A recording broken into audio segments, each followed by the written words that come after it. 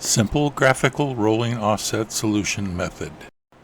The following method demonstrates the graphical approach which can be used to develop rolling offsets of any size.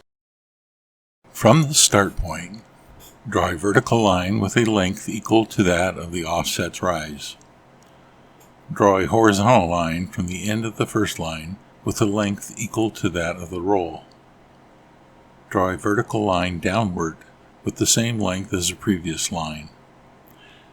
Follow up by drawing a horizontal line to the right with a length equal to the rise. Draw a line to the start point. Measure the resulting line to obtain the rolling offset's travel length. This is for a 45-degree rolling offset using the rise and roll information provided. A line drawn from the start point to the end of the first roll line is the hypotenuse length of the rise-roll right triangle. As with all 45-degree right triangles, the two shorter sides are both equal and perpendicular to each other. The red lines are no longer needed, so for the sake of clarity, we will erase them. Draw a line perpendicular to the rise-roll hypotenuse, parallel to the run line, from the start point to represent one of the offset's pipe legs. For a 45-degree offset, we already know the travel length, but if the length of the run is given and is different from that of the rise-roll hypotenuse, adjustments to the travel length and the fitting angles must be made.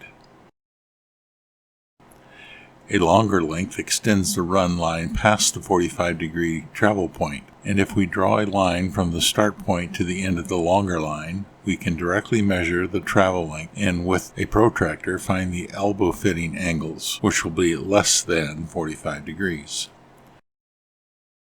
A shorter length along the run will result in a shorter length line from the start point to the end of the run line. This line is the adjusted travel length, and with a protractor, we will find the elbow fitting angles to be greater than 45 degrees.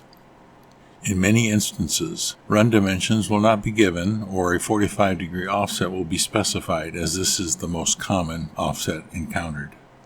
Regardless of the fitting angles, adjustments to the travel length are made to account for the elbow fitting takeouts, weld gaps, or couplings in order to obtain the length of the required pup piece.